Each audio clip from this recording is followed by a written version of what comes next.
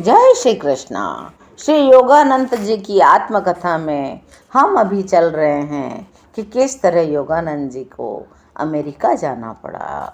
वे 1920 में भारत से जाने वाले पहले ही यात्री जहाज द सिटी ऑफ स्पार्टा पर सवार होकर भारत से प्रस्थान कर गए।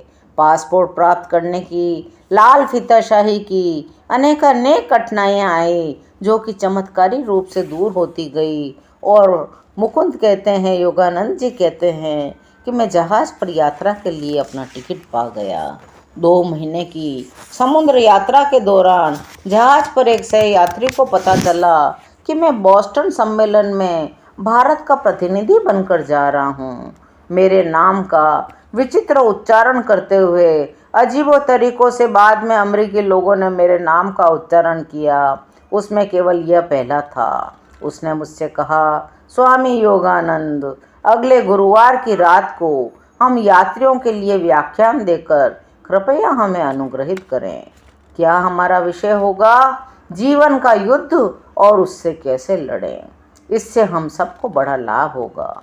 अफसोस, बुधवार के आते ही मुझे पता चला मुझे पहले अपने ही जीवन का युद्ध लड़ना था। अंग्रेजी में व्याख्यान देने के लिए अपने विचारों को मैं एक सूत्र में गूंथने के लिए प्रयास करने लगा, लेकिन फिर वो प्रयास ही छोड़ दिया। मुझे अंग्रेजी इतनी अच्छी नहीं आती थी। मेरे मुंह से एक भी शब्द नहीं निकलता था। वहाँ उपस्थित लोगों के सामने मैं अवाक बनकर खड़ा रहा। मेरी सहनशीलता का यह युद्ध लगभग 10 मिनट तक चलता रहा। जब मैंने लोगों को व्याख्यान देने के लिए जहाज के सैलून में अपने श्रोताओं के सामने मैं जाकर खड़ा हो गया। 10 मिनट तक मैं नहीं बोल सका। श्रोताओं को मेरी परिस्थिति का आकलन हो गया और वे हंसने लगे। मैंने मन में अपने गुरुदेव से प्रार्थना की तो मेरे गुरुदेव ने कहा, तुम बोल सकते हो, बोलो। उसी के साथ मेरे विचारों ने तुरंत ही अंग्रेजी भाषा के साथ दोस्ती कर ली। मेरा व्याख्यान लगभग 45 मिनट तक चला। अंत तक श्रोतागण तन्मय होकर सुनते रहे। इस व्याख्यान के कारण अमेरिका में विभिन्न संस्थाओं के समक्ष बाद में व्याख्यान देने की कई निमंत्रण मुझे उसी समय मिल गए। बाद में प्रयास करने पर भी उस व्याख्यान का एक भी शब्द मुझे याद नहीं आ रहा था। सावधानी पूर्वक जब मैंने यात्रियों से पूछताछ की तो मुझे इतना ही पता चला, आपने शुद्ध और सही अंग्रेजी में अत्यंत प्रेरणास्पद व्याख्यान दिया।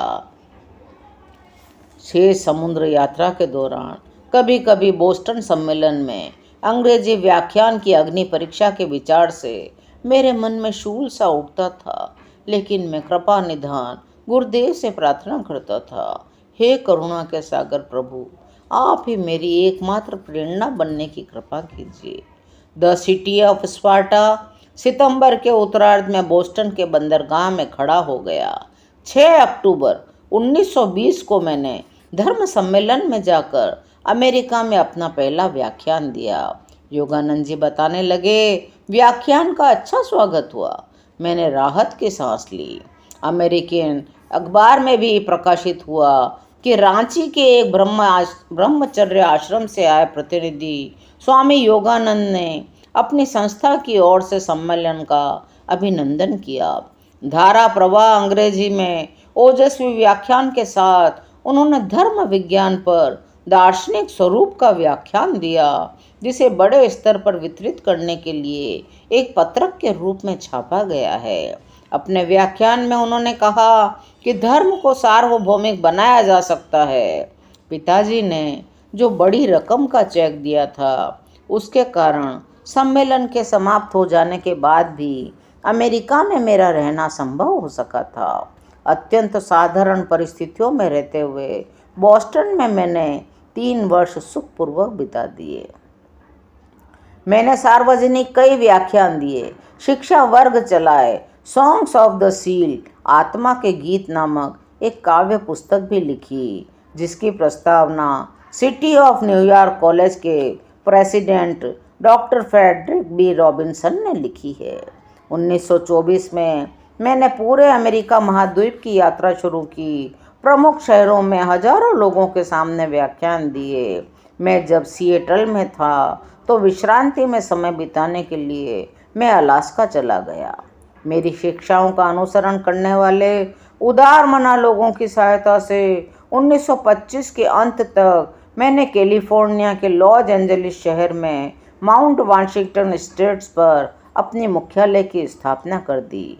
यह वही भवन है जो मैंने अनेक वर्ष पहले कश्मीर में अपने अंतर्दर्शन में देखा था। यहाँ दूर अमेरिका में चल रही अपनी गतिविधियों के फोटो मैं जल्दी से युक्तेश्वर जी गुरुदेव को भेज देता था। उन्होंने एक पोस्टकार्ड पर बंगाली में उत्तर भेजा, मेरे हृदय के दुलारे, मेरे योगानंद, तुम्हारे विद्यालय और छात्रों के फोटो देखकर मेरे जीवन में कितना आनंद आया है मैं तुम्हें शब्दों में बता नहीं सकता।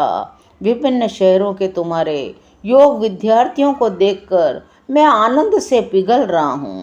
प्रतिज्ञापन, रोग निवारक स्पंदन, संप्रेषण, देवी रोग मुक्ति की प्रार्थनाएं आदि तुम्हारी पद्धतियों के बारे में सुनकर मैं तुम्हें हृदय से धन्यवाद दिए बिना नहीं रह सकता। माउंट वाशिंगटन स्टेट्स का मुख्य द्वार पहाड़ी पर ऊपर जाता सर्पिल रास्ता और पहाड़ी के नीचे फैले हुए सुंदर दृश्य को देखकर यह सभी कुछ आंखों से देखने की इच्छा मन में होती है। यहाँ सब ठीक चल रहा है। ईश्वर की कृपा से तुम सदा परमानंद में रहो। गुरुदेव के इस चिट्ठी से, इस पत्र के साथ ही आज ये कथा यहीं विश्राम लेती है। शेष कथाएं अगले अंकों में। जय श्री गुरुदेव।